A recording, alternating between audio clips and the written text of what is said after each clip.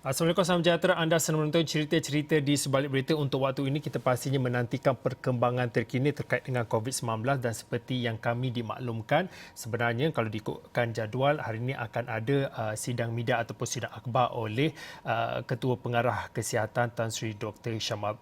Nur Hisham Abdullah terkait dengan perkembangan terkini COVID-19.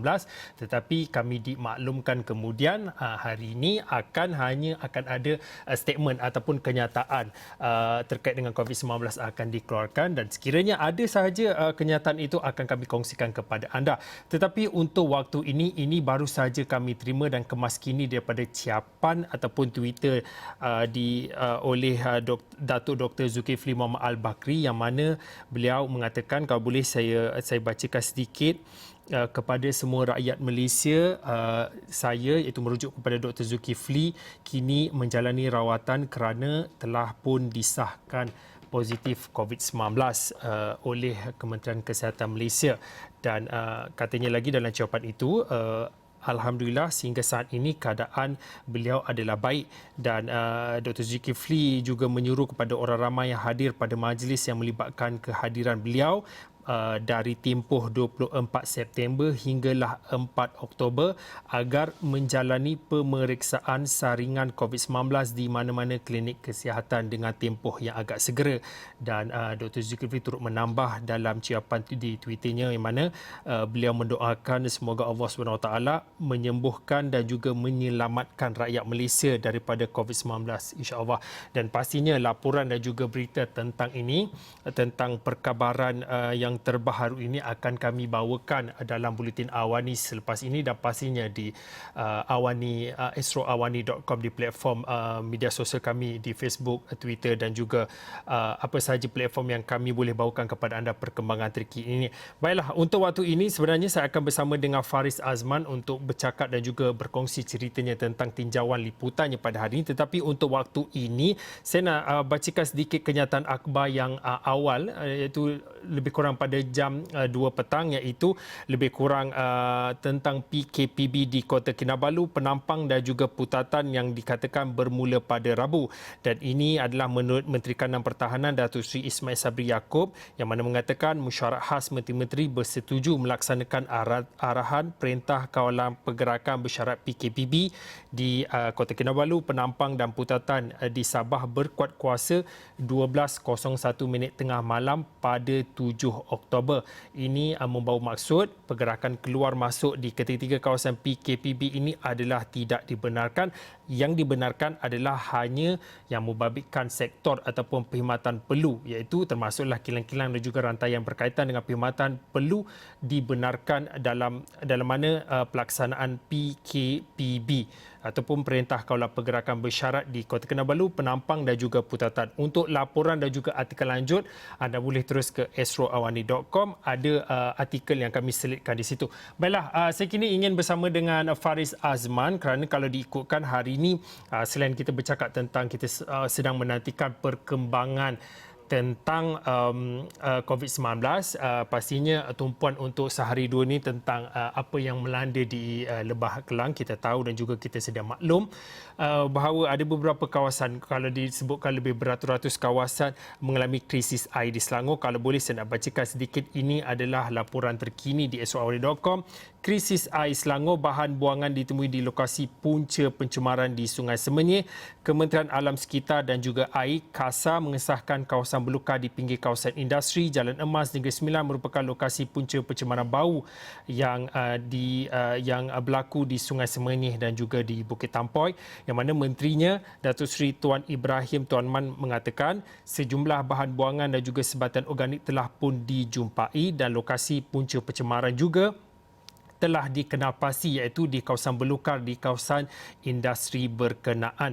Dan katanya lagi sejumlah bahan buangan dan juga sebatan organik telah dijumpai, dan juga bau busuk hampir menyamai bau yang menjadi punca LRA Sungai Semenyih henti tugas pada waktu semalam.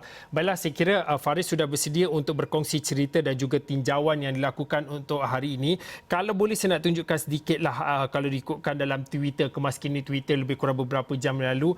Kalau dilihat Faris ada berkongsi beberapa gambar dan juga video yang mana Faris melakukan tinjauan di USJ kalau tak salah saya. Kalau diikutkan di sini, penduduk di USJ tidak putus-putus mendapatkan bekalan air bersih di USJ 4. Faris, kalau boleh kongsikan, mungkin ada cerita ataupun keluh kesah cerita-cerita sebab kalau cakap tentang isu air ini ceritanya tak sudah-sudah. Mungkin ada cerita yang boleh dikongsikan Faris pada waktu ini.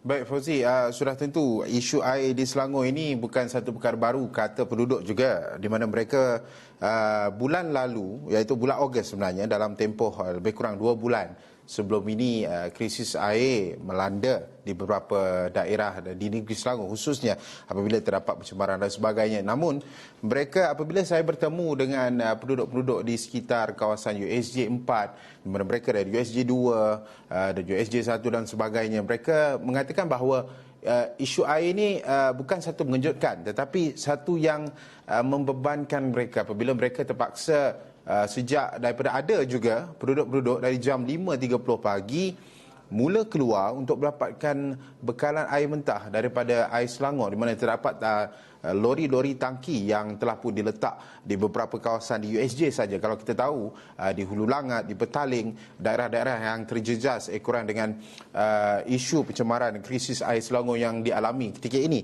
Dan apabila saya sampai di sana sebenarnya Fauzi, mereka mengatakan bahawa ini adalah pesta air. Pesta air bukan untuk berseronok, tetapi pesta air yang menyusahkan mereka. Mereka faham terdapat isu yang melanda di sekitar Sungai Semenyih, LRA dan sebagainya. Tapi sampai bila perkara ini perlu berlanjutan? Dalam tempoh 2 bulan mereka terpaksa mengambil air walaupun mereka duduk di Subang Jaya, khususnya di Subang Jaya dan beberapa kawasan-kawasan daerah lain. Jadi negeri Selangor juga dipersoalkan begitu. Mereka mempersoalkan negeri Selangor antara negeri yang termaju. Tapi isu air ini mungkin perlu dicari satu mekanisme baru untuk memastikan tiada lagi isu pencemaran air. Kalau kita tahu ketika ini ia melibatkan dengan sungai berhampiran di antara sepadan negeri Sembilan dan juga Selangor. Jadi mangsanya adalah kepada rakyat. Mereka mahu tidak mahu perkara ini perlu diselesaikan oleh pihak berkuasa, Fauzi. Faris, kalau diikutkan dalam visual yang dikongsikan oleh Faris ini, Faris sempat juga membantu penduduk yang terpaksa memunggah air. Faris, kalau diikutkan, kalau kita masih lagi bercakap selain daripada tentang isu air ini, kita faham sekarang kita masih lagi dalam fasa pandemik. Kalau diikutkan dalam seminggu 2 ini, angka ataupun digit bagi COVID-19 pun meningkat kepada 2 dan juga 3 angka. Jadi walaupun berdepan dengan krisis air, nombor baru seperti SOP pematuhan yang selalu diingatkan oleh KKM, Kementerian Kesihatan Malaysia, seperti memakai pelitup muka, hand sanitizer. Dalam soal dan juga krisis sebegini, ketika tinjauan Faris, adakah SOP itu juga masih lagi dilakukan ataupun masih dipatuhi oleh mereka yang beratur panjang untuk mendapatkan air itu? Baik, saya agak terkejut sebenarnya apabila mereka penjarakan fizikal itu ada, walaupun dalam keadaan mungkin mereka berpusu-pusu untuk pergi ke macam sebuah lori tangki sampai, ialah dengan beraturnya panjang, mereka berpusu-pusu, tapi mereka memakai mask. Dan di setiap kawasan-kawasan ataupun di paip awam dan juga lori-lori tangki air Selangor yang ditempatkan di sekitar USJ tadi, ada juga QR MySejahtera yang diletakkan di setiap tangki-tangki yang penduduk-penduduk untuk mendapatkan bekalan air bersih dan sebagainya. Jadi SOP itu ada. Pada masa yang sama, penduduk risau sebenarnya. Salah satu penduduk yang saya temui berkata bahawa krisis ini berlaku ketika pandemik COVID-19 sedang boleh katakan fasa ketiga ini sedang berlaku, dan juga Selangor mencatatkan juga beberapa kluster-kluster baru dan juga mencatatkan kes-kes positif dan sebagainya. Mereka takut, tetapi mereka SOP itu ada, mereka mengikut SOP itu. Begitu juga dengan pihak AIS Selangor menetapkan bahawa sentiasa memberi arahan kepada, mengingatkan kepada setiap penduduk-penduduk yang berada di sekitar yang beratur, make sure ada mereka mengatakan bahawa pastikan ada penjarakan fizikal di antara satu sama lain, dan perlu scan QR, MySejahtera dan sebagainya. Jadi SOP itu ada. Pada masa yang sama, pandemik itu menyukarkan juga pergerakan penduduk, yang ada juga kalangan penduduk yang hanya mengantar seorang wakil keluarga mereka untuk keluar kerana mereka risau dan khawatir bahawa keselamatan mereka, khususnya apabila kita dengar di kaca TV dan juga update kita yang terbaru mengenai kes-kes COVID-19 di negeri Selangor, Fauzi. Kebimbangan dan juga apa yang perlu dihadapi mereka, itu yang akan menjadi tumpuan Faris. Faris, kalau boleh, kalau saya sempat melihat kepada timeline ataupun garis masa di Twitter Faris, kalau boleh saya nak tunjukkan sedikit. Ada Faris mengatakan tentang pilih air yang disediakan oleh pihak tertentu, dan kalau boleh Faris boleh kongsikan tentang perkara ini, kerana kalau menurut Faris, beberapa penduduk USJ mengambil air di Jalan TP2 berhampiran depo MPSA. 4 paip awam dibuka kepada orang ramai untuk mendapatkan bekalan air. Adakah paip ini memang sudah tersedia sebelum ini, ataupun bila berlaku krisis air ketika ini baru dibuat, ataupun bagaimana, Faris?